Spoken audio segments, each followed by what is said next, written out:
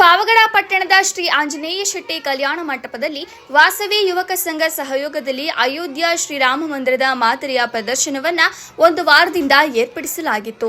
ಇಂದು ಪಾವಗಡ ಪಟ್ಟಣದ ಮಾಂಟೆಸರಿ ಶಾಲೆಯ ಪುಟಾಣಿ ವಿದ್ಯಾರ್ಥಿಗಳು ಶ್ರೀರಾಮ ಮಂದಿರದ ಮಾದರಿಯ ಪ್ರದರ್ಶನವನ್ನು ವೀಕ್ಷಿಸಿ ದರ್ಶನ ಪಡೆದು ಆಯೋಜಕರಿಂದ ವಿದ್ಯಾರ್ಥಿಗಳಿಗೆ ಅಯೋಧ್ಯ ಶ್ರೀರಾಮ ಮಂದಿರದ ಮಾಹಿತಿಯನ್ನ ಪಡೆದರು.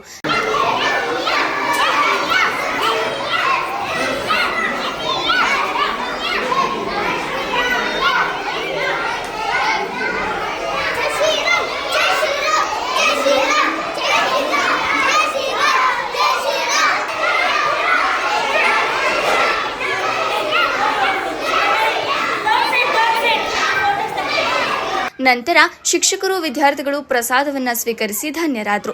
ಈ ಸಂದರ್ಭದಲ್ಲಿ ಸೇವಾ ಟ್ರಸ್ಟ್ ಹೆಲ್ಪ್ ಸೊಸೈಟಿ ಅಧ್ಯಕ್ಷರಾದ ಮಾನಂ ಶಶಿಕಿರಣ್, ಶಾಲಾ ಶಿಕ್ಷಕ ವೃಂದ ಹಾಗೂ ಪೋಷಕರು ಉಪಸ್ಥಿತರಿದ್ದರು.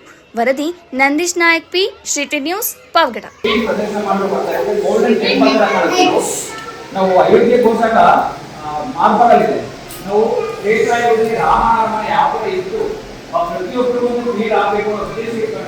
ರಾಜ್ಯ ಹಾಗೂ ರಾಷ್ಟ್ರದಾದ್ಯಂತ ನಿರಂತರವಾಗಿ ಪ್ರದರ್ಶನ ಮಾಡ್ತಾ ಬರ್ತಾ ಇದ್ದೀವಿ. ಒಂದು ಅರ್ಮಣಿಕೆ ಇದೆ. ಅಯೋಧ್ಯೆಯಲ್ಲಿ ನಮಗೆ 3 ಮಹಾಯುಗಗಳು ಈಗ ನೆಲಮಹಡಿಯಲ್ಲಿ ಬಾಲರಾಮ ಪ್ರತಿಷ್ಠಾಪನೆಗೆ ಕರೆಕ್ಟಾಗಿ 2 ವರ್ಷ ಆಗಿದೆಲ್ಲ. ಆ ಬಾಲರಾಮನ ಮುಂಭಾಗದಲ್ಲಿ ಪುಟ್ಪುಟ್ಟಗೆ ಲಕ್ಷ್ಮಣ, ಭರತ, ಶತ್ರುಘ್ನ ಇದ್ದಾರೆ. ರಾಮ, ಲಕ್ಷ್ಮಣ, ಭರತ, ಶತ್ರುಘ್ನ ಸೇರಿ ವಿಷ್ಣುವಿನ ಪೂರ್ಣ ಅವತಾರ ಅಂತ ಕರಿತೀವಿ. ರಾಮ ವಿಷ್ಣುವಾದ, ಲಕ್ಷ್ಮಣ ಶೇಷನಾಗ, ಭರತ ಮತ್ತು ಶತ್ರುಘ್ನ ಶಂಖ ಮತ್ತು ಚಕ್ರ.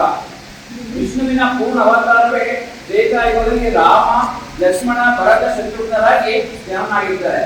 ಅದೇ ರೀತಿ ಬಾಲರಾಮನ ಬಲಭಾಗ ಒಂದು ಗಣಪತಿ, ಎಡಭಾಗ ಒಂದು ದೇವೇಂದ್ರ ಪ್ರತಿಷ್ಠಾಪನೆ ಆಗಿದೆ. ಅದು ನೆಲಮಹಡಿ. ಅದೇ ಒಂದನೇ ಮಾಡಿ ರಾಮನ ಆಸ್ಥಾನ ಅಥವಾ ದರ್ಬಾರ್ ಅಂತ ಕರಿತೀವಿ. ಅಂದ್ರೆ ರಾಮ ಕಲ್ಯಾಣ ಆಗಿದೆ. ಕಲ್ಯಾಣ ರಾಮನಾಗಿ ಸೀತಾದೇವಿ ಜೊತೆ ಮೇಲೆ ದರ್ಬಾರ್ ಮಾಡ್ತಾನೆ. ಸೀತಾ ಸಮೇತ ಪಟ್ಟಾಭಿರಾಮ. ನಾವು ಅಯೋಧ್ಯೆಗೆ ಹೋದಾಗ ಮೊದಲನೇ ಮನೆಗೆ ಹೋದಾಗ ನಮ್ಗೆ ಸೀತಾ ಸಮೇತ ಪಟ್ಟಾಭಿರಾಮ ನೋಡ್ಬೋದು. ಅದಕ್ಕೆ ರಾಮನ ಪರಿವಾರ ಒಲೆ ಬರುತ್ತೆ. ಅದ್ರ ಜೊತೆಗೆ ರಾಮಾಯಣದಲ್ಲಿ ಏನೆಲ್ಲ ಘಟನೆಗಳು ನಡೆದಿರ್ತಲ್ಲ ಅದರ ಒಂದು ಸಂಪೂರ್ಣ ಚಿತ್ರಣ ಮತ್ತೆ ಮಾಡಿದ್ರೆ ಮೊದಲನೇ ಮನೆ ಸಿಗುತ್ತೆ. ಸಂಪೂರ್ಣ ರಾಮಾಯಣದ ಅನುಭವ ನಮ್ಗೆ ಮೊದಲನೇ ಮಾಡಿದ್ರೆ ಆಗುತ್ತೆ. ಅದನ್ನ ಇನ್ನೊಂದು ಮಾಡಿ ಮಾಡಿ ಸಾರ್ವಜನಿಕರಿಗೆ ಯಾರು ಹೋಗೋದಕ್ಕೆ ಅವಕಾಶ ಇರಲ್ಲ. ಅದೇ ಟೋಟಲ್ 392 ಕಂಬಗಳು ಬರುತ್ತೆ.